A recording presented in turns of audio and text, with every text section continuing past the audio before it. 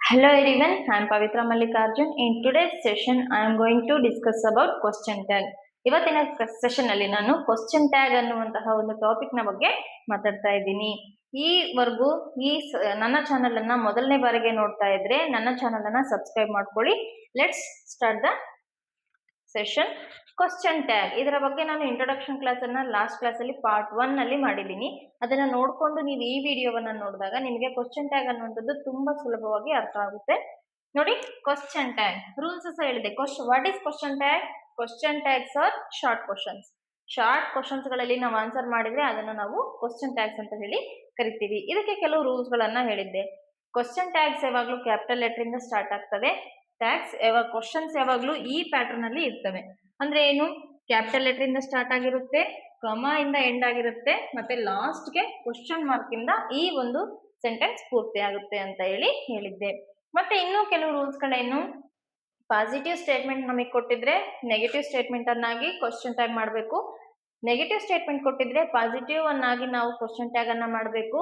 ಒಂದು ವೇಳೆ ನಮಗೆ ಕೊಟ್ಟಿರುವಂತಹ ಸ್ಟೇಟ್ಮೆಂಟ್ಸ್ ಅಲ್ಲಿ ಹೆಲ್ಪಿಂಗ್ ವರ್ಬ್ಸೇ ಇಲ್ಲ ಅಂದಾಗ ನಾವು ಯಾವ ಹೆಲ್ಪಿಂಗ್ ವರ್ಬ್ಸ್ ಅನ್ನ ತಗೊಳ್ಬೇಕಂತ ಹೇಳಿದ್ದೆ? ಡೂ, ಡಸ್, ಡಿಡ್ ಅನ್ನುವಂತಹ ಕ್ವಶನ್ ಟ್ಯಾಗ್ ಅನ್ನ ಆ ಒಂದು ಸ್ಟೇಟ್ಮೆಂಟ್ ಯಾವ ಟೆನ್ಸ್ಗೆ ಸಂಬಂಧಪಟ್ಟಿದೆ ಅನ್ನುವಂಥದ್ರ ನಾಲೆಡ್ಜ್ ಮೇಲೆ ತಗೊಳ್ಬೇಕು ಅಂತ ಹೇಳಿದ್ದೆ. ಮತ್ತೆ ಈಗ ಎಲ್ಲಾ ರೀತಿಯಾದಂತಹ ಕ್ವಶನ್ ಟ್ಯಾಗ್ ಗಳನ್ನ ನಾನು ಒಂದೊಂದಕ್ಕೂ ಒಂದಷ್ಟು ಎಕ್ಸಾಂಪಲ್ಸ್ ಅನ್ನ ತಗೊಂಡು ಬಿಡಿಸ್ಕೊಳ್ತಾ ಹೋಗ್ತೇನೆ. ನೀವು ಅಬ್ಸರ್ವ್ ಮಾಡಿ ಅರ್ಥ ಮಾಡ್ಕೊಳ್ಳಿ. ಈಗ ನೋಡಿ, ಪಾಸಿಟಿವ್ ಸ್ಟೇಟ್ಮೆಂಟ್ ಇದ್ರೆ ನಾವು ಯಾವ ಸ್ಟೇಟ್ಮೆಂಟ್ ಆಗಿ ಕನ್ವರ್ಟ್ ಮಾಡಬೇಕು? ನೆಗೆಟಿವ್ ಕ್ವಶನ್ ಟ್ಯಾಗ್ ಅನ್ನಾಗಿ ಮಾಡಬೇಕಾಗುತ್ತೆ. ಈಗ ಪಾಸಿಟಿವ್ ಸ್ಟೇಟ್ಮೆಂಟ್ ಕೊಟ್ಟಾಗ ಅದರಲ್ಲಿ ನಮಗೆ ಮೇನ್ ಆಗಿ ಹೆಲ್ಪಿಂಗ್ ವರ್ಬ್ ಇರಬೇಕು, ಪ್ರನೌನ್ ಇರಬೇಕು. ಅದು ಹೆಂಗೆ ನೋಡಿ, ಈಗ ಹೆಲ್ಪಿಂಗ್ ವರ್ಬ್ ಇದೆನಾ? ನಮಗೆ ಕೊಟ್ಟಿರೋ ಸ್ಟೇಟ್ಮೆಂಟ್ ಅಲ್ಲಿ ನಾವು ಮೊದಲನೇಗೆ ಹೆಲ್ಪಿಂಗ್ ವರ್ಬ್ ಇದೆನಾ ಅಥವಾ ಮತ್ತೆ ಪ್ರನೌನ್ ಇದೆನಾ ಅಂತ ಹೇಳಿ ಕನ್ಫರ್ಮ್ ಮಾಡ್ಕೊಳ್ಬೇಕಾಗುತ್ತೆ. ರಹೀಮ್ ಈಸ್ ಇಂಟೆಲಿಜೆಂಟ್ ಅನ್ನುವಂತಹ ಒಂದು ಸ್ಟೇಟ್ಮೆಂಟ್ ಅನ್ನ ನಾನು ತಗೊಂಡಿದ್ದೀನಿ. ರಹೀಮ್ ಅನ್ನುವಂಥದ್ದು ನೌನ್ ಇದೆ, ಅದನ್ನ ಪ್ರನೌನ್ ಆಗಿ ನಾವು ಕನ್ವರ್ಟ್ ಮಾಡ್ಬೇಕಾಗುತ್ತೆ. ಮೊದಲಿಗೆ ಇದರ ಫಾರ್ಮುಲಾವನ್ನ ನೋಡಿ ಹೆಲ್ಪಿಂಗ್ ವರ್ಬ್ ಬರಿಬೇಕು. ಇದರಲ್ಲಿ ಹೆಲ್ಪಿಂಗ್ ವರ್ಬ್ ಯಾವ್ದಿದೆ? ರಹೀಮ್ ಈಸ್ ಇಂಟೆಲಿಜೆಂಟ್ ಅನ್ನುವಂತಹ ಒಂದು ಸ್ಟೇಟ್ಮೆಂಟ್ ಅಲ್ಲಿ ಹೆಲ್ಪಿಂಗ್ ವರ್ಬ್ ಈಸ್ ಅನ್ನುವಂಥದ್ದು ಹೆಲ್ಪಿಂಗ್ ವರ್ಬ್ ಇದೆ. ಆಸ್ ಇಟ್ ಈಸ್ ಬರ್ದ್ಬಿಡ್ತೀನಿ ನಾನು. ಈಸ್. ರಹೀಮ್ ಅನ್ನುವಂಥದ್ದು ಒಂದು ನೌನ್. ಇದು ಹುಡುಗನ ಹುಡುಗಿನ? ಹುಡುಗ ಆಗಿದ್ರೆ ಹಿ ಅಂತ ತಗೊಳ್ತೀವಿ, ಹುಡುಗಿ ಆಗಿದ್ರೆ ಶಿ ಅಂತ ತಗೊಳ್ತೀವಿ. ಸೊ ಇದು ಹುಡುಗ ಆಗಿದ್ದಾನೆ, ಅದಕ್ಕೋಸ್ಕರ ಹಿ. ಈಗ ಈ ಸ್ಟೇಟ್ಮೆಂಟ್ ಪಾಸಿಟಿವ್ ಆಗಿದೆನೋ ನೆಗೆಟಿವ್ ಆಗಿದೆನೋ? ಈ ಸ್ಟೇಟ್ಮೆಂಟ್ ಪಾಸಿಟಿವ್ ಆಗಿರೋದ್ರಿಂದ ನಮ್ಮ ಒಂದು ಟ್ಯಾಗ್ ಕ್ವಶನ್ ಏನಾಗಬೇಕು? ನೆಗೆಟಿವ್ ಫಾರ್ಮ್ ಆಗಬೇಕು. ಅದಕ್ಕೆ NT ಫಾರ್ಮ್ ಸೇರಿಸುವಂಥದ್ದು. ಆನ್ಸರ್ ಏನಾಯ್ತು? ಇಸಂಟ್ ಹಿ. ಇಷ್ಟೇ ನಮ್ಮ ಕ್ವಶನ್ ಟ್ಯಾಗ್. ತುಂಬಾ ಈಸಿ. ಸ್ವಲ್ಪ ಅರ್ಥ ಮಾಡ್ಕೊಂಡ್ಬಿಟ್ರೆ ಇದರಷ್ಟು ಈಸಿ ಟಾಪಿಕ್ ಇಂಗ್ಲಿಷ್ ಗ್ರಾಮರ್ ಅಲ್ಲಿ ಯಾವುದೂ ಇಲ್ಲ. ಓಕೆ, ಸೆಕೆಂಡ್ ಕ್ವಶನ್ ನೋಡಿ. They have worked hard. ಅವರು ಹಾರ್ಡ್ ವರ್ಕ್ ಅನ್ನ ಮಾಡ್ಬೇಕು ಅಂತ ಹೇಳಿ ಇದರಲ್ಲಿ ಹೆಲ್ಪಿಂಗ್ ವರ್ಬ್ ಮತ್ತೆ ಇದೆ, ಮತ್ತೆ ಪ್ರನೌನ್ ಕೂಡ ಇದೆ. ಹೆಲ್ಪಿಂಗ್ ವರ್ಬ್ ಯಾವುದು ಇದರಲ್ಲಿ? ಹ್ಯಾವ್ ಅನ್ನುವಂಥದ್ದು ಹೆಲ್ಪಿಂಗ್ ವರ್ಬ್, ದೇ ಅನ್ನುವಂಥದ್ದು ಪ್ರನೌನ್ ಅಲ್ವಾ? ಈಗ ಏನ್ ಮಾಡ್ಬೇಕು ನಾವು? ಇದು ಪಾಸಿಟಿವ್ ಸ್ಟೇಟ್ಮೆಂಟ್ ಆಗಿದೆನಾ ನೆಗೆಟಿವ್ ಸ್ಟೇಟ್ಮೆಂಟ್ ಆಗಿದೆನಾ ಅಂತ ಚೆಕ್ ಮಾಡ್ಕೋಬೇಕು. They worked hard, they have worked hard. ಅವರು ಕಷ್ಟಕರವಾದಂತಹ ಕೆಲಸವನ್ನ ಮಾಡಬೇಕಾಗಿದೆ ಅಂತ ಹೇಳಿ. ಸೊ ಇದು ಪಾಸಿಟಿವ್ ಸ್ಟೇಟ್ಮೆಂಟ್ ಆಗಿದೆ. ನಮ್ಮ ಕ್ವಶನ್ ಟ್ಯಾಗ್ ಏನಾಗಿರ್ಬೇಕು? ನೆಗೆಟಿವ್ ಕ್ವಶನ್ ಟ್ಯಾಗ್ ಆಗಿರ್ಬೇಕು. ರೂಲ್ಸ್ ಏನಿದೆ ಇಲ್ಲಿ? Helping verb as it is ಬರ್ದ್ಬಿಡ್ತೀನಿ ನಾನು. ಹ್ಯಾವ್, ದೇ ಅಂತ ಇದೆ, ಇಲ್ಲಿ ದೇ ಅಂತ ಇದ್ದಾಗ ನಾವಿಲ್ಲಿ ಏನು ಚೇಂಜ್ ಮಾಡೋದು ಬೇಕಾಗಿಲ್ಲ. ಯಾವ ಒಂದು ಹೆಲ್ಪಿಂಗ್ ವರ್ಬ್ಸ್ ಇರ್ತಾವಲ್ವಾ, ಆ ಹೆಲ್ಪಿಂಗ್ ವರ್ಬ್ಸ್ ಅನ್ನ ನಾವು ಟ್ಯಾಗ್ ಕ್ವಶನ್ ಅಲ್ಲಿ ಬರೆಯುವಂಥದ್ದು. ದೇ, ಹ್ಯಾವ್ ದೇ ಆಯ್ತು. ಮತ್ತೆ ಈ ಒಂದು ಸ್ಟೇಟ್ಮೆಂಟ್ ನಮಗೆ ಪಾಸಿಟಿವ್ ಸ್ಟೇಟ್ಮೆಂಟ್ ಆಗಿರೋದ್ರಿಂದ ನಾವಿಲ್ಲಿ ನೆಗೆಟಿವ್ ಟ್ಯಾಗ್ ಕ್ವಶನ್ ಮಾಡಬೇಕಾಗಿದೆ. ಈಗ ದೇ ಹ್ಯಾವ್ ವರ್ಕ್ಡ್ ಹಾರ್ಡ್ ಅಂದಾಗ ಪಾಸಿಟಿವ್ ಸ್ಟೇಟ್ಮೆಂಟ್ ಅಂತ ಅರ್ಥ ಮಾಡ್ಕೊಂಡ್ವಿ. ಹ್ಯಾವ್ ದೇ ಅಂತ ರಿವರ್ಸ್ ಸೆಕ್ಷನ್ ಅಲ್ಲಿ ಬರ್ದಿದೀವಿ. ಈಗ ನೆಗೆಟಿವ್ ಆಗ್ಬೇಕು ಅಂದಾಗ NT ಫಾರ್ಮ್ ಸೇರಿಸಿದ್ರೆ ಆಯ್ತು. ಹ್ಯಾವಂಟ್ ದೇ, ಅವರು ಮಾಡ್ತಾರಾ, ಕಷ್ಟದ ಕೆಲಸ ಮಾಡ್ತಾರಾ ಅಂತ ಹೇಳಿ. ಅರ್ಥ ಆಯ್ತಲ್ಲ? ನೆಕ್ಸ್ಟ್ ಕ್ವಶನ್ ನೋಡಿ. You shall meet him. ನೀನು ಅವನನ್ನ ಮೀಟ್ ಮಾಡಬಹುದು, ನಾಳೆ ಮಾಡ್ಬೇಕು. ಅಂದ್ರೆ ಶಲ್ ಅಂತ ಎಂಟ್ ವರ್ಡ್ ಇದೆ ಅಲ್ಲ, ಇದು ಫ್ಯೂಚರ್ ಟೆನ್ಸ್ ಗೆ ಸಂಬಂಧಪಟ್ಟಿದೆ. ಇಲ್ಲಿ ನಮಗೆ ಈಗಾಗಲೇ ಹೆಲ್ಪಿಂಗ್ ವರ್ಬ್ಸ್ ಕೊಟ್ಟಿರೋದ್ರಿಂದ ನಮಗೆ ಟೆನ್ಸ್ ನ ಕಂಡುಹಿಡಿಯುವಂತಹ ಅವಶ್ಯಕತೆ ಇಲ್ಲ. ಇಲ್ಲಿರುವಂತಹ ಹೆಲ್ಪಿಂಗ್ ವರ್ಬ್ಸ್ ಅನ್ನ ಮತ್ತೆ ಪ್ರನೌನ್ಸ್ ಅನ್ನ ಪ್ರೊನೌನ್ಸ್ ಅನ್ನ ಈ ಒಂದು ಟ್ಯಾಗ್ ಕ್ವಶನ್ ಅಲ್ಲಿ ಬಳಸ್ಕೊಂಡ್ರೆ ಆಗುತ್ತೆ. ಈ ಒಂದು ಸ್ಟೇಟ್ಮೆಂಟ್ ಅಲ್ಲಿ ಶಲ್ ಅನ್ನುವಂಥದ್ದು ಹೆಲ್ಪಿಂಗ್ ವರ್ಬ್ ಆಗಿದೆ, ಯು ಅನ್ನುವಂಥದ್ದು ಪ್ರೊನೌನ್ ಆಗಿದೆ. ಈಗ ನೋಡಿ ಹೆಲ್ಪಿಂಗ್ ವರ್ಬ್ ಏನಿದೆ ಶಲ್. ಶಲ್ ಅಂತ ಇದ್ದಾಗ ನಾವು ಕ್ವಶನ್ ಟ್ಯಾಗ್ ಅಲ್ಲಿ ಏನಂತ ಶಾರ್ಟ್ ಫಾರ್ಮ್ ಮಾಡ್ಬೇಕಂತ ಹೇಳಿದ್ದೆ. ಇದು ಪಾಸಿಟಿವ್ ಆಗಿದೆನಾ ನೆಗೆಟಿವ್ ಆಗಿದೆನಾ? ಪಾಸಿಟಿವ್ ಸ್ಟೇಟ್ಮೆಂಟ್ ಆಗಿದೆ. ಅದಕ್ಕೋಸ್ಕರ ನಾವಿಲ್ಲಿ ನೆಗೆಟಿವ್ ಒಂದು ಕ್ವಶನ್ ಟ್ಯಾಗ್ ಅನ್ನ ಮಾಡಬೇಕು. ಪ್ರೊನೌನ್ ಏನಾಗಿದೆ ಇಲ್ಲಿ ಯು ಅನ್ನೋದನ್ನ ಯು ಅಂತಾನೆ ಬರಿಬೇಕು, ಯಾವುದೇ ಚೇಂಜಸ್ ಮಾಡಂಗಿಲ್ಲ. ಅದಾದ್ಮೇಲೆ ಶಲ್ ಇದಿದ್ದು ಶಾರ್ಟ್ ಫಾರ್ಮ್ ಮಾಡಿದಾಗ ಏನಾಗುತ್ತೆ ಶಾಂಟ್, ಶಾಂಟ್ ಆಗುತ್ತೆ. Okay, today is Saturday. ಇವತ್ತು ಸಾಟರ್ಡೇ ಇದೆ ಅಲ್ವಾ? ಇದು ಯಾವ ಟೆನ್ಸ್? ಪ್ರೆಸೆಂಟ್ ಟೆನ್ಸ್ ಅಲ್ಲಿ ಇದೆ. ಈಗ ನೋಡಿ ಟುಡೇ ಅನ್ನುವಂಥದ್ದು ಒಂದು ಸಬ್ಜೆಕ್ಟ್ ಇದೆ, ಈಸ್ ಅನ್ನುವಂತಹ ಹೆಲ್ಪಿಂಗ್ ವರ್ಬ್ ಇದೆ. ಈಗ ಸಬ್ಜೆಕ್ಟಿಗೆ ಪ್ರೊನೌನ್ ಆಗಿ ಕನ್ವರ್ಟ್ ಮಾಡಬೇಕು. ಇದು ನೌನ್, ಟುಡೇ ಅನ್ನುವಂಥದ್ದು ನೌನ್, ಇವತ್ತು ಅನ್ನುವಂಥದ್ದು ನೌನ್. ಮತ್ತೆ ಅದನ್ನ ಪ್ರೊನೌನ್ ಆಗಿ ಕನ್ವರ್ಟ್ ಮಾಡಿದಾಗ ಏನಾಗುತ್ತೆ? ಇಟ್ ಆಗಿ ಕನ್ವರ್ಟ್ ಆಗುತ್ತೆ ಅಲ್ವಾ? ಫಸ್ಟ್ ಹೆಲ್ಪಿಂಗ್ ವರ್ಬ್ ಬರೆಯೋಣ.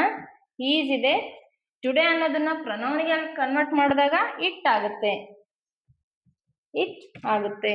ಈಗ ಇದನ್ನ ನೆಗೆಟಿವ್ ಟ್ಯಾಗ್ ಕ್ವಶನ್ ಮಾಡ್ಬೇಕಲ್ವಾ? ಅದಕ್ಕೋಸ್ಕರ N-T form ಸೇರಿಸ್ತೀವಿ.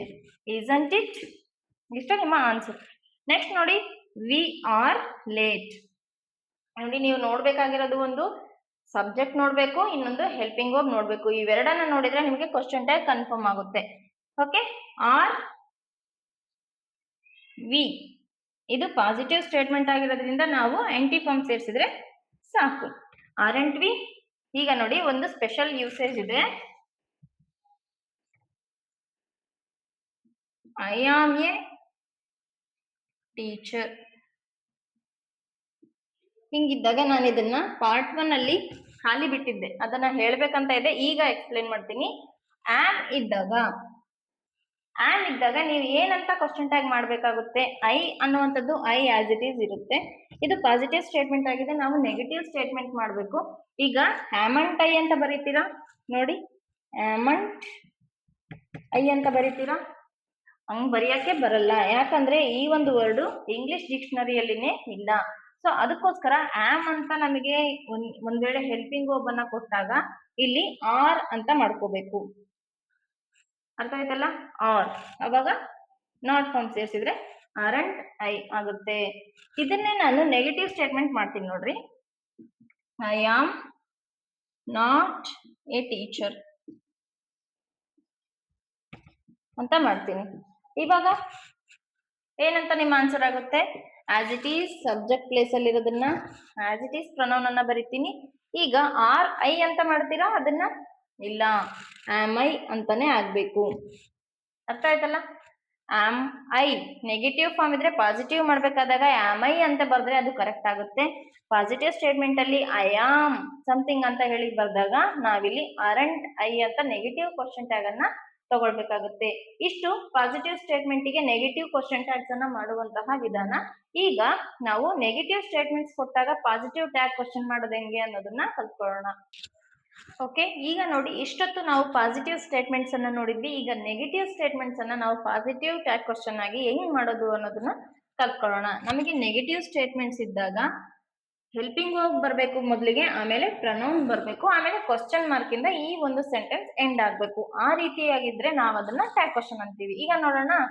She is not a teacher. ಆಕಿ ಒಬ್ಳು ಟೀಚರ್ ಅಲ್ಲ ಅಂತ ಹೇಳ್ಬಿಟ್ಟು. ಈಗ ನಮ್ಮ ಕ್ವಶನ್ ಏನಾಗಿರ್ಬೇಕು? ಕ್ವಶನ್ ಟ್ಯಾಗ್ ಏನಾಗಿರ್ಬೇಕು? ಪಾಸಿಟಿವ್ ನಲ್ಲಿ ಹೇಳ್ಬೇಕು. ಏನಂತ ಹೇಳ್ತೀವಿ? ಮೊದಲಿಗೆ ಆಸ್ ಇಟ್ ಈಸ್ ಇದರಲ್ಲಿ ಹೆಲ್ಪಿಂಗ್ ವರ್ಬ್ ಯಾವುದಿದೆ? ಈಸ್ ಅನ್ನುವಂಥದ್ದು ಹೆಲ್ಪಿಂಗ್ ವರ್ಬ್ ಆಗುತ್ತೆ. ಸಬ್ಜೆಕ್ಟ್ ಪ್ಲೇಸ್ ಅಲ್ಲಿ ಶಿ ಅನ್ನುವಂಥದ್ದು ಪ್ರೊನೌನ್ ಆಗುತ್ತೆ. ಈಗ ಹೆಲ್ಪಿಂಗ್ ವರ್ಬ್ ಬರಿಬೇಕು. ಫಸ್ಟಿಗೆ ಏನಿದೆ? ಈಸ್. ನಮ್ಮ ಪ್ರೊನೌನ್ ಯಾವುದಿದೆ? ಏನಿದೆ? ಶಿ. ಇಷ್ಟೇ ನಮ್ಮ ಆನ್ಸರ್. ಈ ಶಿ ಅನ್ನುವಂಥದ್ದು. We aren't late. ನಾವು ಲೇಟ್ ಆಗಿ ಬಂದಿಲ್ಲ ಅಂತ ಹೇಳಿ ಅರ್ಥ. ಇದರರ್ಥ ನಾವು ಲೇಟ್ ಆಗಿಲ್ಲ ಅಂತ ಹೇಳಿ. ಸೊ ಇವಾಗ ಏನೇನಾಗ್ಬೇಕು? ಆರ್ ಅನ್ನುವಂಥದ್ದು ಹೆಲ್ಪಿಂಗ್ ವರ್ಬ್ ಇದೆ, ವಿ ಅನ್ನುವಂತಹ ಪ್ರೊನೌನ್ ಕೂಡ ಇದೆ. ಅವಾಗ ಏನಾಗುತ್ತೆ ನಮ್ಮ ಆನ್ಸರ್? ಆರ್ ವಿ ಆಗುತ್ತೆ. ಅರ್ಥ ಆಯ್ತಲ್ಲ? ಈಗ ನೋಡಿ, Ravi was not working. Ravi ಅನ್ನೋನ್ ಏನಿದಾನಲ್ಲ ಅವನು ವರ್ಕ್ ಮಾಡ್ತಾ ಇಲ್ಲ ಅಂತ ಹೇಳ್ತಾ ಇದ್ದೀವಿ. ಈಗ ವಾಸ್ ನಾಟ್ ಅಂತ ಇರೋದಕ್ಕೆ ಇದನ್ನ ನೆಗೆಟಿವ್ ಕ್ವಶನ್ ಅಂತ ಹೇಳಿ ಕರಿತಿದೀವಿ, ನೆಗೆಟಿವ್ ಫಾರ್ಮ್ ಅಂತ ಹೇಳಿ ಕರಿತಿದೀವಿ. ಇದು ನಾಟ್ ಅಂತ ಇರೋದಕ್ಕೆ ನೆಗೆಟಿವ್ ಅಂತ ಹೇಳಿ ಕನ್ಸಿಡರ್ ಮಾಡ್ತಾ ಇದ್ದೀವಿ. ಈ ಸ್ಟೇಟ್ಮೆಂಟ್ ಅಲ್ಲಿ ಹೆಲ್ಪಿಂಗ್ ವರ್ಬ್ ವಾಸ್ ಆಗಿದೆ, ಮತ್ತೆ ಸಬ್ಜೆಕ್ಟ್ ಪ್ಲೇಸ್ ಅಲ್ಲಿ ಇರುವಂತಹ ರವಿ ಏನಾಗ್ತಾನೆ, ನೌನ್ ಆಗಿದ್ದಾನೆ. ನಾವ್ ಇದನ್ನ ಪ್ರನೌನ್ ಆಗಿ ಕನ್ವರ್ಟ್ ಮಾಡ್ಬೇಕಾಗುತ್ತೆ. ಇವುದು ನೆಕ್ಸ್ಟ್ ರವಿ ಅಂತ ಬಾಯ್ ಇದ್ದಾನೆ, ಅದಕ್ಕೋಸ್ಕರ ನಮ್ಮ ಟ್ಯಾಗ್ ಕ್ವಶನ್ ಅಲ್ಲಿ ಏನಂತ ಕನ್ವರ್ಟ್ ಮಾಡ್ತೀವಿ, ಹಿ ಅಂತ ಹಾಕ್ಬೇಕು. Next was, as it is helping verb was he ಅನ್ನೋಂಥದ್ದು ನಮ್ಮ ಟ್ಯಾಗ್ ಕ್ವಶನ್ ಆಗುತ್ತೆ. ದೇ ಹ್ಯಾವೆಂಟ್ ಫಿನಿಶ್ಡ್ ರೈಟಿಂಗ್, ಅವ್ರು ಏನಿದಾರಲ್ಲ ಅವರು ಬರೆಯೋದನ್ನ ಕಂಪ್ಲೀಟ್ ಮಾಡಿಲ್ಲ, ಇನ್ನು ಇದುವರೆಗೂ ಅವರು ಕಂಪ್ಲೀಟ್ ಮಾಡ್ತಾ ಇಲ್ಲ ಅಂತ ಹೇಳೋದಕ್ಕೆ ನಾವು ಈ ಸ್ಟೇಟ್ಮೆಂಟ್ ಅನ್ನ ಬಳಸ್ಕೊಳ್ತಿದೀವಿ. ಇದು ನೆಗೆಟಿವ್ ಸ್ಟೇಟ್ಮೆಂಟ್ ಅಂತ ಹೆಂಗೆ ಕನ್ಸಿಡರ್ ಮಾಡ್ತಿದೀವಿ, ನಾಟ್ ಅನ್ನುವಂತಹ ವರ್ಡ್ ಇದೆ ಅದಕ್ಕೋಸ್ಕರವಾಗಿ. ಸೊ ಇದರಲ್ಲಿ ಹೆಲ್ಪಿಂಗ್ ವರ್ಬ್ ಯಾವುದು, ಹ್ಯಾವ್ ಅನ್ನುವಂಥದ್ದು, ದೇ ಅನ್ನುವಂಥದ್ದು ಪ್ರನೌನ್ ಇದೆ ಅಲ್ವಾ. ನಮ್ಮ ಟ್ಯಾಗ್ ಕ್ವಶನ್ ಏನಾಗಬೇಕು, ಹ್ಯಾವ್ ದೇ ಆಗುತ್ತೆ. ಅರ್ಥ ಆಯ್ತಲ್ಲ. ಯು ವೋಂಟ್ ಬಿ ದೇರ್, ಏನು ವೋಂಟ್, ಇಲ್ಲಿ ನೋಡಿ ಎಂಟಿ ಫಾರ್ಮ್ ಇದೆ, ಸೊ ಇದು ಕೂಡ ನೆಗೆಟಿವ್ ಫಾರ್ಮ್ ಅಲ್ವಾ. ಸೊ ಈಗ ವೋಂಟ್ ಅನ್ನುವಂತ ಲಾಂಗ್ ಫಾರ್ಮ್ ಬರ್ಸ್ಬೇಕಾದ್ರೆ ಹೇಳಿದ್ದೆ ವಿಲ್ ಪ್ಲಸ್ ನಾಟ್ ವೋಂಟ್ ಅಂತ ಅಲ್ವಾ. ಅದೇ ಇಲ್ಲಿ ಬಂದಿದೆ ನೋಡಿ. ಇದನ್ನ ಕೊಟ್ಟಾಗ ಸ್ವಲ್ಪ ಕನ್ಫ್ಯೂಸ್ ಆಗುತ್ತೆ, ಸ್ವಲ್ಪ ಯೋಚನೆ ಮಾಡಿ ಆನ್ಸರ್ ಮಾಡ್ಬೇಕಾಗುತ್ತೆ. ವಿಲ್ ಅನ್ನುವಂಥದ್ದು ಹೆಲ್ಪಿಂಗ್ ವರ್ಬ್, ಯು ಅನ್ನುವಂಥದ್ದು ಪ್ರನೌನ್. ಹೆಲ್ಪಿಂಗ್ ವರ್ಬ್ ಫಸ್ಟ್ ಬರಿಬೇಕು, ಆನ್ಸರ್ ಏನಾಗುತ್ತೆ ವಿಲ್ ಯು. ಇಷ್ಟು ನಿಮ್ಮ ಆನ್ಸರ್ ಆಗುತ್ತೆ. ಇಷ್ಟಾಗಿತ್ತು ಮತ್ತೆ ನೆಗೆಟಿವ್ ಫಾರ್ಮ್. ನೆಕ್ಸ್ಟ್ ಕ್ವಶನ್ಸ್ ಅನ್ನ ನಾನು ತಗೊಂಡ್ ಬರ್ತೀನಿ ನೋಡಿ. ಈಗ ನೋಡಿ ಥರ್ಡ್ ಟೈಪ್ ಕ್ವಶನ್ಸ್ ಹೆಂಗಿರ್ತವೆ, ಥರ್ಡ್ ಟೈಪ್ ಸ್ಟೇಟ್ಮೆಂಟ್ಸ್ ಹೆಂಗಿರ್ತವೆ, ವಿತೌಟ್ ಹೆಲ್ಪಿಂಗ್ ವರ್ಬ್ಸ್ ಇದ್ದಾಗ ನಾವು ಟ್ಯಾಗ್ ಕ್ವಶನ್ ಅಲ್ಲಿ ಡೂ, ಡಸ್, ಡಿಡ್ ಅನ್ನುವಂತಹ ಹೆಲ್ಪಿಂಗ್ ವರ್ಬ್ ಅನ್ನ ಸಹಾಯವನ್ನ ತಗೊಂಡು ಟ್ಯಾಗ್ ಕ್ವಶನ್ಸ್ ಅನ್ನ ರೆಡಿ ಮಾಡ್ಬೇಕಾಗುತ್ತೆ ಅಲ್ವಾ. ಈ ರೀತಿಯಾಗಿ ರೆಡಿ ಮಾಡಿದಾಗ ಆ ಟ್ಯಾಗ್ ಕ್ವಶನ್ಸ್ ನಮಗೆ ಕರೆಕ್ಟ್ ಆಗ್ತವೆ. ಓಕೆ, ಈಗ ನೋಡಿ ಹಿ ಲೈಕ್ಸ್ ಬನಾನಾ. ಇದಕ್ಕೆ ನಾವು ಟ್ಯಾಗ್ ಕ್ವಶನ್ ಮಾಡ್ಬೇಕಾದ್ರೆ ನಾವು ಒಂದೆರಡು ಸ್ಟೆಪ್ಸ್ ನ ಫಾಲೋ ಮಾಡ್ಬೇಕು. ಅವು ಯಾವ್ಯಾವು ಅಂತ ಅಂದ್ರೆ, ಒಂದು ನಮ್ಗೆ ಏನ್ ಬೇಕು, ವರ್ಬ್ ಬೇಕು, ಮತ್ತೆ ಸಬ್ಜೆಕ್ಟ್ ಪ್ಲೇಸ್ ಅಲ್ಲಿ ಯಾರಿದ್ದಾರೆ ಅನ್ನೋದು ಬೇಕು. ಲೈಕ್ಸ್ ಅನ್ನುವಂತಹ ಒಂದು ವರ್ಬ್ ಇದೆಯಲ್ಲ, ಆ ವರ್ಬ್ ಯಾವ ಟೆನ್ಸ್ಗೆ ಸಂಬಂಧಪಟ್ಟಿದೆ ಅನ್ನೋದ್ರ ಬೇಸ್ ಮೇಲೆ ನಾವು ಡೂ ಅನ್ನ ತಗೋಬೇಕಾ, ಡಸ್ ಅನ್ನ ತಗೋಬೇಕಾ, ಡಿಡ್ ಅನ್ನ ತಗೋಬೇಕಾ ಅಂತ ಹೇಳಿ ಅರ್ಥ ಆಗುತ್ತೆ. ಈಗ ನೋಡಿ ಹಿ ಲೈಕ್ಸ್ ಬನಾನಾ ಅಲ್ವಾ. ನಮ್ಮ ಕ್ವಶನ್ ಪಾಸಿಟಿವ್ ಇದ್ರೆ ನೆಗೆಟಿವ್ ಇರಬೇಕು, ನೆಗೆಟಿವ್ ಇದ್ರೆ ಪಾಸಿಟಿವ್ ಇರಬೇಕು. ಆ ಒಂದು ಇಂಟೆನ್ಷನ್ ಅಲ್ಲಿ ನಮಗೆ ಫಸ್ಟ್ ಯಾವುದು ಬೇಕಾಗುತ್ತೆ, ಹೆಲ್ಪಿಂಗ್ ವರ್ಬ್ ಬೇಕಾಗುತ್ತೆ. ಹೆಲ್ಪಿಂಗ್ ವರ್ಬ್ ಲೈಕ್ಸ್ ಅಂತ ಇದೆ, ಇದಕ್ಕೆ ನಾವು ಲೈಕ್ಸ್ ಅನ್ನೋ ಪ್ಲೇಸಿಗೆ ಡೂ ಹಾಕ್ಬೇಕಾ, ಡಸ್ ಹಾಕ್ಬೇಕಾ, ಡಿಡ್ ಹಾಕ್ಬೇಕಾ. ಈಗ ನೋಡಿ ಇದು ಯಾವ ಟೆನ್ಸ್ ಅಲ್ಲಿ ಇದೆ, ಫಸ್ಟ್ ಸಿಂಪಲ್ ಪ್ರೆಸೆಂಟ್ ಅಲ್ಲಿ ಇದೆ, ಪ್ರೆಸೆಂಟ್ ಟೆನ್ಸ್ ಅಲ್ಲಿ ಇದೆ. ಪ್ರೆಸೆಂಟ್ ಟೆನ್ಸ್ ಅಲ್ಲಿ ಇದ್ದಾಗ ಯಾವ ಹೆಲ್ಪಿಂಗ್ ವರ್ಬ್ಸ್ ಅನ್ನ ಬಳಸ್ತೀವಿ, ಒಂದು ಡೂ ಮತ್ತೊಂದು ಡಸ್. ಡಿಡ್ ಅನ್ನ ಪಾಸ್ಟ್ ಟೆನ್ಸ್ ಅಲ್ಲಿ ಬಳಸ್ತೀವಿ. ಡೂ ಡಸ್ ಅನ್ನ ಪ್ರೆಸೆಂಟ್ ಟೆನ್ಸ್ ಅಲ್ಲಿ ಬಳಸಿದ್ರೆ ಡಿಡ್ ಅನ್ನ ಪಾಸ್ಟ್ ಟೆನ್ಸ್ ನಲ್ಲಿ ಬಳಸ್ತೇವೆ. ಅರ್ಥ ಆಯ್ತಲ್ಲ. ಈಗ ಇದು ಪ್ರೆಸೆಂಟ್ ಟೆನ್ಸ್ ಆಯ್ತು. ಈಗ ಡೂ ತಗೋಬೇಕಾ, ಡಸ್ ತಗೋಬೇಕಾ ಅಂತ ಹೆಂಗ್ ಕನ್ಸಿಡರ್ ಮಾಡ್ತೀರಾ, ಈಗ ಸಬ್ಜೆಕ್ಟ್ ತಗೋಬೇಕು. ಈ ಸಬ್ಜೆಕ್ಟ್ ಗೆ ಶೂಟಬಲ್ ಆಗುವಂತಹ ಹೆಲ್ಪಿಂಗ್ ವರ್ಬ್ಸ್ ಅನ್ನ ನಾವು ಟ್ಯಾಗ್ ಕ್ವಶನ್ ಗೆ ಬರಿಬೇಕಾಗುತ್ತೆ. ಹಿ ಅಂತ ಹೇಳಿದಾಗ ನಾನು ಟೆನ್ಸ್ ಅನ್ನುವಂತಹ ಪಾರ್ಟ್ 1 ವಿಡಿಯೋನಲ್ಲಿ ಯೂಸೇಜ್ ಆಫ್ ಹೆಲ್ಪಿಂಗ್ ವರ್ಬ್ಸ್ ಅಂತ ಹೇಳ್ಬಿಟ್ಟು ಮಾಡಿದ್ದೀನಿ. ಆ ವಿಡಿಯೋವನ್ನ ಚೆನ್ನಾಗಿ ನೋಡಿದ್ರೆ ನಿಮ್ಗೆ ವರ್ಬ್ ಐಡೆಂಟಿಫಿಕೇಶನ್ ತುಂಬಾ ಚೆನ್ನಾಗಿ ಅರ್ಥ ಆಗುತ್ತೆ.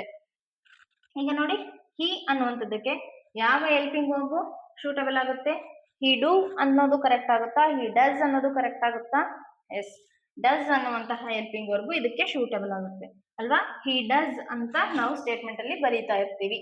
ಈಗ ಹೆಲ್ಪಿಂಗ್ ವರ್ಬ್ ಫಸ್ಟ್ ಬರ್ಬೇಕು, ಅದಕ್ಕೋಸ್ಕರ ನಾನು ಏನ್ ಮಾಡ್ತೀನಿ, ಡಸ್ ಅನ್ನುವಂತಹ ಒಂದು ಹೆಲ್ಪಿಂಗ್ ವರ್ಬ್ ಅನ್ನ ಬರ್ಕೊಂತೀನಿ. ಈಗ ಸಬ್ಜೆಕ್ಟ್ ಪ್ಲೇಸ್ ಅಲ್ಲಿ ಏನಿದೆ, ಹಿ ಅನ್ನುವಂತಹ ಪ್ರೊನೌನ್ಸ್ ಅನ್ನ ಆಸ್ ಇಟ್ ಈಸ್ ಬರೀತೀನಿ. ಈಗ ಇನ್ನೊಂದೇನ್ ನೋಡ್ಬೇಕು, ಈ ಸ್ಟೇಟ್ಮೆಂಟ್ ಪಾಸಿಟಿವ್ ಅಲ್ಲಿ ಇದೆನೋ ಅಥವಾ ನೆಗೆಟಿವ್ ಅಲ್ಲಿ ಇದೆನೋ. ಎಸ್, ಏನಿದೆ, ಹಿ ಲೈಕ್ಸ್ ಬನಾನಾ ಈ ಒಂದು ಸ್ಟೇಟ್ಮೆಂಟ್ ಪಾಸಿಟಿವ್ ಸ್ಟೇಟ್ಮೆಂಟ್ ಆಗಿದೆ. ಅದಕ್ಕೋಸ್ಕರವಾಗಿ ನಾವೇನ್ ಮಾಡ್ಬೇಕಾಗುತ್ತೆ, ಎಂಟಿ ಫಾರ್ಮ್ ಸೇರಿಸಿದ್ರೆ ನಮಗೆ ನೆಗೆಟಿವ್ ಟ್ಯಾಗ್ ಕ್ವಶನ್ ರೆಡಿ ಆಯ್ತು. ಇಷ್ಟು ನಿಮ್ಮ ಆನ್ಸರ್. ಏನಾಯ್ತು, ಡಸಂಟ್ ಹಿ, ಇದು ನಿಮ್ಮ ಟ್ಯಾಗ್ ಕ್ವಶನ್.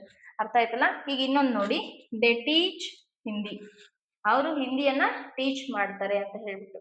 ಈಗ ಇದರಲ್ಲಿ ಹೆಲ್ಪಿಂಗ್ ವರ್ಬ್ ಇಲ್ಲ. ಹೆಲ್ಪಿಂಗ್ ವರ್ಬ್ ಇಲ್ಲ ಅಂದಾಗ ನಾವು ಡೂ ಡಸ್ ಡಿಡ್ ಕಡೆ ಹೋಗ್ತೇವೆ. ಈಗ ಇದಕ್ಕೆ ಯಾವ ಹೆಲ್ಪಿಂಗ್ ವರ್ಬ್ ಸೂಟಬಲ್ ಆಗುತ್ತೆ ನೋಡೋಣ. ದೇ ಅನ್ನುವಂಥದ್ದಕ್ಕೆ ಡೂ ಅನ್ನುವಂತಹ ಹೆಲ್ಪಿಂಗ್ ವರ್ಬ್ ಶೂಟ್ ಆಗುತ್ತೆ ಅಲ್ವಾ. ಇದು ಯಾಕೆ ಡೂ ತಗೊಂಡಿದ್ದೀನಿ ನಾನು, ಪ್ರೆಸೆಂಟ್ ಟೆನ್ಸ್ ಅಲ್ಲಿದೆ ಈ ಸ್ಟೇಟ್ಮೆಂಟ್, ಅದಕ್ಕೋಸ್ಕರ ಡೂ ಅನ್ನುವಂತಹ ಹೆಲ್ಪಿಂಗ್ ವರ್ಬ್. ಯಾವ್ದ್ರ ಬೇಸ್ ಮೇಲೆ ನೀವು ಟೆನ್ಸ್ ಕಂಡುಹಿಡಿತೀರಾ, ಈ ಒಂದು ವರ್ಬ್ ಮೇಲೆ ಟೆನ್ಸ್ ಅನ್ನ ಕಂಡುಹಿಡಿತೀರಾ. ಯಾವ ವರ್ಬ್ ಫಾರ್ಮ್ ಅಲ್ಲಿ ಇದೆ, V1 ಅಲ್ಲಿ ಇದೆ, ಅದಕ್ಕೋಸ್ಕರ ಇದು ಪ್ರೆಸೆಂಟ್ ಟೆನ್ಸ್ ಆಯ್ತು. ಪ್ರೆಸೆಂಟ್ ಟೆನ್ಸ್ ಅಲ್ಲಿ ಇದ್ದಾಗ ಡೂ ಮತ್ತೆ ಡಸ್ ಅನ್ನ ತಗೊಳ್ಬೇಕಾಗುತ್ತೆ. ಈಗ ಸಬ್ಜೆಕ್ಟ್ ನೋಡಿದಾಗ ದೇ ಅನ್ನುವಂತಹ ಪ್ಲೂರಲ್ಗೆ ಡೂ ಅನ್ನುವಂತಹ ಹೆಲ್ಪಿಂಗ್ ವರ್ಬ್ ಅನ್ನ ಹಾಕೊಳ್ತೀವಿ. ಸೊ ಡೂ ದೇ, ಈ ರೀತಿಯಾಗಿ ಹೆಲ್ಪಿಂಗ್ ವರ್ಬ್ ಮತ್ತೆ ನಾನು ಪ್ರೊನೌನ್ ಅನ್ನ ಬರ್ಕೊಂಡೆ. ಈಗ ಇದು ಪಾಸಿಟಿವ್ ಸ್ಟೇಟ್ಮೆಂಟು ಅಥವಾ negative statement, they teach Hindi, ಇದು ಪಾಸಿಟಿವ್ ಸ್ಟೇಟ್ಮೆಂಟ್ ಆಗಿದೆ, ಅದಕ್ಕೋಸ್ಕರ ನಾವು ನೆಗೆಟಿವ್ ಟ್ಯಾಗ್ ಕ್ವಶನ್ ಅನ್ನ ಮಾಡ್ಬೇಕಾಗುತ್ತೆ. ಡೋಂಟ್ ದೇ, ಅವ್ರು ಮಾಡಲ್ವಾ ಹಿಂದಿ, ಮಾಡ್ತಾರಲ್ವಾ, ಆ ರೀತಿ. I learnt poems, learnt V2 ಇದೆ ನೋಡಿ. ಸೊ ಇವಾಗ ಯಾವ ಟೆನ್ಸ್ ಆಯ್ತು, ಇದು ಪಾಸ್ಟ್ ಟೆನ್ಸ್ ಆಯ್ತು ಅಲ್ವಾ. ಪಾಸ್ಟ್ ಟೆನ್ಸ್ಗೆ ಯಾವ್ದು ಬರುತ್ತೆ, ಡಿಡ್ ಅನ್ನುವಂತಹ ಹೆಲ್ಪಿಂಗ್ ವರ್ಬ್ ಬರ್ತದೆ. ಇದಕ್ಕೆ ಯಾವುದೇ ರೀತಿಯಾದಂತಹ ಸಬ್ಜೆಕ್ಟ್ ಶೂಟ್ ಆಗುತ್ತೋ ಇಲ್ಲೋ ಅಂತ ಚಿಂತೆ ಮಾಡೋದೇ ಬೇಡ, ನಾವು ಡಿಡ್ ಅಂತ ಬರೆದ್ರೆ ಆಯ್ತು. ಡಿಡ್ ಸಬ್ಜೆಕ್ಟ್ ಪ್ಲೇಸ್ ಅಲ್ಲಿ ಐ ಇದೆ, ಪಾಸಿಟಿವ್ನೋ ನೆಗೆಟಿವ್ನೋ ಇದೆ, I learnt poems positive statement ಆಗಿದೆ, ಅದಕ್ಕೋಸ್ಕರ ಡಿಂಟ್ ಐ ಅಂತ ಹೇಳಿ answer. My mother cooked meals, cooked ಅಂತ V2 ಫಾರ್ಮ್ ಅಲ್ಲಿ ಇದೆ. ಸೊ ಇದು ಯಾವ ಟೆನ್ಸ್ ಆಯ್ತು, ಪಾಸ್ಟ್ ಟೆನ್ಸ್ ಆಯ್ತು. ಪಾಸ್ಟ್ ಟೆನ್ಸ್ಗೆ ಯಾವ್ದು ಬರುತ್ತೆ, ಡಿಡ್ ಅನ್ನುವಂತಹ ಹೆಲ್ಪಿಂಗ್ ವರ್ಬ್ ಬರುತ್ತೆ ಅಲ್ವಾ. ಡಿಡ್, ಇಲ್ಲಿ ಮೈ ಮದರ್ ಅಂತ ಸಬ್ಜೆಕ್ಟ್ ಇದೆ, ಮೈ ಮದರ್ ಅಂದ್ರೆ ಶಿ ಅಲ್ವಾ, ಎಸ್ ಶಿ. ಅವಾಗ ಇದು ಪಾಸಿಟಿವ್ ಅಲ್ಲಿ ಇದೆನೋ ನೆಗೆಟಿವ್ ಅಲ್ಲಿ ಇದೆನೋ, ಪಾಸಿಟಿವ್ ಅಲ್ಲಿ ಇದೆ, ಅದಕ್ಕೋಸ್ಕರ ನಾವು ನೆಗೆಟಿವ್ ಫ್ರೇಮ್ ಕ್ವಶನ್ ಅನ್ನ ಮಾಡ್ತೀವಿ. ಡಿಂಟ್ ಶಿ ಆಯ್ತು, ಅರ್ಥ ಆಯ್ತಲ್ಲ. ಈಗ ನೋಡಿ, ಸ್ಟೂಡೆಂಟ್ಸ್ ಲೈಕ್ ಎಕ್ಸಾಮ್, ಇದಕ್ಕೆ ಆನ್ಸರ್ ಮಾಡ್ಬಿಟ್ಟು ನೀವು ನನಗೆ ಕಮೆಂಟ್ ಬಾಕ್ಸ್ ಅಲ್ಲಿ ಆನ್ಸರ್ ಅನ್ನ ತಿಳಿಸಿ. ನೆಕ್ಸ್ಟ್ ಪ್ಯಾಟರ್ನ್ ಗೆ ಹೋಗೋಣ. ನೆಕ್ಸ್ಟ್ ಪ್ಯಾಟರ್ನ್ ಕ್ವಶನ್ಸ್ ಅನ್ನ ತರ್ತೀನಿ. ಓಕೆ, ಇವಾಗ ನೋಡಿ, ಇಂಪೆರಿಟಿವ್ ಸ್ಟೇಟ್ಮೆಂಟ್ಸ್ ಅನ್ನ ಕೊಟ್ಟಾಗ ನಾವು ಟ್ಯಾಗ್ ಕ್ವಶನ್ ಯಾವ ರೀತಿ ರೆಡಿ ಮಾಡಬೇಕು ಅಂತ ಹೇಳಿ. ಇಂಪೆರಿಟಿವ್ ಸೆಂಟೆನ್ಸ್ ಅಂತ ಅಂದ್ರೆ ಏನು, ಈ ರೀತಿಯಾದಂತಹ ಸೆಂಟೆನ್ಸ್ಗಳು ಏನನ್ನ ಎಕ್ಸ್ಪ್ರೆಸ್ ಮಾಡ್ತವೆ, ಆರ್ಡರ್ ಆಗಿರ್ಬೋದು, ರಿಕ್ವೆಸ್ಟ್ ಆಗಿರ್ಬೋದು, ಕಮ್ಯಾಂಡ್ಸ್ ಆಗಿರ್ಬೋದು ಅಲ್ವಾ. ಈ ರೀತಿಯಾಗಿರುವಂತಹ ಒಂದು ಸ್ಟೇಟ್ಮೆಂಟ್ಸ್ ಗಳನ್ನ ನಾವು ಇಂಪೆರಿಟಿವ್ ಸೆಂಟೆನ್ಸ್ ಅಂತ ಹೇಳಿ ಕರಿತೀವಿ. ನಿಮಗೆ ಸೆಂಟೆನ್ಸ್ ಬಗ್ಗೆ ಐಡಿಯಾ ಇಲ್ಲ ಅಂತಂದ್ರೆ ನಾನು ಸೆಂಟೆನ್ಸಸ್ ಅಂತ ಹೇಳಿ ಒಂದು ವಿಡಿಯೋ ಮಾಡಿದ್ದೀನಿ, ಅದನ್ನ ನೀವು ನೋಡಿದ್ರೆ ಎಲ್ಲಾ ರೀತಿಯ ಸೆಂಟೆನ್ಸ್ ಗಳು ತುಂಬಾ ಚೆನ್ನಾಗಿ ಅರ್ಥ ಆಗುತ್ತೆ. ಈಗ ನೋಡಿ, ಎಕ್ಸಾಂಪಲ್ಸ್ ತಗೊಂಡ್ಬಂದಿದ್ದೀನಿ. Close the door, open the window, answer my question, don't shout, please save me. ಈ ರೀತಿಯಾಗಿರುವಂತಹ ಸ್ಟೇಟ್ಮೆಂಟ್ಸ್ ಇಂಪೆರಿಟಿವ್ ಸ್ಟೇಟ್ಮೆಂಟ್ಸ್ ಆಗಿದಾವೆ. ನೋಡಿ, ಇದನ್ನ ಇಂಪೆರಿಟಿವ್ ಸೆಂಟೆನ್ಸ್ ಅಂತ ಹೇಳೋದ್ ಹೆಂಗೆ, ಕ್ಲೋಸ್ ದಿ ಡೋರ್, ಒಬ್ರಿಗೆ ನಾವು ಇನ್ಸ್ಟ್ರಕ್ಷನ್ ನ ಕೊಡ್ತಿದೀವಿ ಅಥವಾ ಕಮಾಂಡ್ ಅನ್ನ ಮಾಡ್ತಾ ಇದ್ದೀವಿ ಅಂದ್ರೆ ಅಲ್ಲಿ ಯಾರೋ ಒಬ್ರು ಇದಾರ ಅಂತ ತಾನೆ, ಸೊ ಅವರಿಗೆ ನಾವು ಕೆಲಸ ಹೇಳ್ತಿದೀವಿ. ಈ ರೀತಿಯಾಗಿದ್ದಾಗ ಈ ಒಂದು ಇಂಪೆರಿಟಿವ್ ಸೆಂಟೆನ್ಸ್ಗೆ ನಾವು ಒಂದು ರೆಡಿಮೇಡ್ ಆನ್ಸರ್ ಅನ್ನ ಇಟ್ಕೊಂಡಿರ್ಬೇಕು. ಏನದು, ವಿಲ್ ಯು. ವಿಲ್ ಯು ಅನ್ನುವಂಥದ್ದು ನಮ್ಮ ಆನ್ಸರ್ ಆಗಿರುತ್ತೆ. ಎಂತ ಸೆಂಟೆನ್ಸ್ ಗಳಿಗೆ, ಒಂದು ಇಂಪೆರಿಟಿವ್ ಸೆಂಟೆನ್ಸ್ ಗಳಿಗೆ ವಿಲ್ ಯು ಅನ್ನುವಂತಹ ಆನ್ಸರ್ ರೆಡಿ ಆಗಿರುತ್ತೆ. ಅದು ಏನೇ ಕ್ವಶನ್ ಇರ್ಲಿ, ಒಂದ್ ವೇಳೆ ಪಾಸಿಟಿವ್ ಸ್ಟೇಟ್ಮೆಂಟ್ ಇರ್ಲಿ, ನೆಗೆಟಿವ್ ಸ್ಟೇಟ್ಮೆಂಟ್ ಇರ್ಲಿ, ಏನೇ ಇರ್ಲಿ, ನಾವು ವಿಲ್ ಯು ಅಂತಾನೆ ಆನ್ಸರ್ ಬರೀಬೇಕಾಗುತ್ತೆ.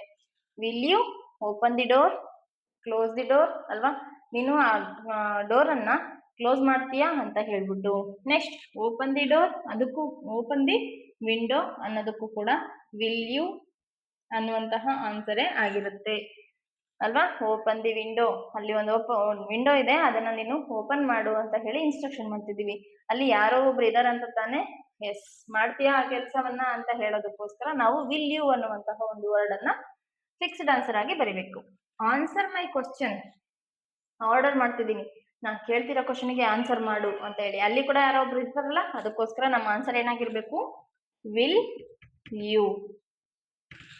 ಓಕೆ, ಡೋಂಟ್ ಶೌಟ್, ಏಯ್ ಕಿರ್ಚಾಡ್ಬೇಡ ಅಂತ ಹೇಳ್ತೀವಿ. ಈ ಒಂದು ಸೆಂಟೆನ್ಸ್ ಇಂಪೆರಿಟಿವ್ ಸೆಂಟೆನ್ಸ್ ಆಗಿರೋದ್ರಿಂದ ನಮ್ಮ ಆನ್ಸರ್ ವಿಲ್ ಯು ಆಗಿರುತ್ತೆ. ಪ್ಲೀಸ್ ಸೇವ್ ಮೀ ರಿಕ್ವೆಸ್ಟ್ ಆಗಿದೆ, ಇದು ಕೂಡ ಇಂಪೆರಿಟಿವ್ ಸೆಂಟೆನ್ಸ್, ನಮ್ಮ ಆನ್ಸರ್ ಏನಾಗಿರ್ಬೇಕು, ವಿಲ್ ಯು. ಅರ್ಥ ಆಯ್ತಲ್ವಾ. ಈ ರೀತಿಯಾಗಿ ಇಂಪೆರಿಟಿವ್ ಸೆಂಟೆನ್ಸ್ ಗಳನ್ನ ನಾವು ಬಿಡಿಸ್ಬೇಕಾಗುತ್ತೆ. ನೆಕ್ಸ್ಟ್ ಓಕೆ, ಈಗ tags of sentences beginning with let's or letters. Let us ಈ ರೀತಿಯಾಗಿ ಇರುವಂತಹ ಸ್ಟೇಟ್ಮೆಂಟ್ಗಳು ಸ್ಟಾರ್ಟ್ ಆದಾಗ ನಮ್ಮ ಆನ್ಸರ್ ಏನಾಗಿರುತ್ತೆ ನೋಡಿ. Let us work together, let's sit alone, let's do well, let's Singh. ಈ ರೀತಿಯಾದಂತಹ ಕ್ವಶನ್ಸ್ ಗಳನ್ನ ನಾನು ತಗೊಂಡ್ ಬಂದಿದ್ದೀನಿ. ಈ ರೀತಿಯ ಕ್ವಶನ್ಸ್ ಗಳು ಯಾವ ವರ್ಡ್ ಇಂದ ಸ್ಟಾರ್ಟ್ ಆಗಿದಾವೆ? Let us, let's, let's, let's. ಈ ರೀತಿಯಾಗಿರುವಂತಹ ಒಂದು ಕ್ವಶನ್ಸ್ ನಮಗೆ ಸ್ಟಾರ್ಟ್ ಆದ್ರೆ ನಮ್ಮ ಆನ್ಸರ್ ಏನಾಗಿರ್ಬೇಕು ನೋಡಿ. Let us work together. Positive ಇರ್ಲಿ, ನೆಗೆಟಿವ್ ಇರ್ಲಿ, ಯಾವ ಸ್ಟೇಟ್ಮೆಂಟ್ ಆದ್ರೂ ಇರ್ಲಿ, ಇದಕ್ಕೂ ಕೂಡ ಲೆಟ್ಸ್ ಇಂದ ಸ್ಟಾರ್ಟ್ ಆದ್ರೆ ಒಂದು ರೆಡಿಮೇಡ್ ಆನ್ಸರ್ ಇರಬೇಕು. ಅದು ಯಾವುದು? Shall we. Shall we. ಇಲ್ಲಿ ಯಾಕೆ ವಿ ತಗೊಂಡಿದ್ದೀನಿ ಅಂತ ಅಂದ್ರೆ ನೋಡಿ, ಇಲ್ಲಿ ಅಸ್ ಅನ್ನುವಂತಹ ಒಂದು ವರ್ಡ್ ಇದೆ ಅಲ್ವಾ, ಇದು ಯಾವ ಒಂದು ಸಬ್ಜೆಕ್ಟ್ ನ ಆಬ್ಜೆಕ್ಟ್ ವರ್ಡ್ ಆಗಿರುತ್ತೆ?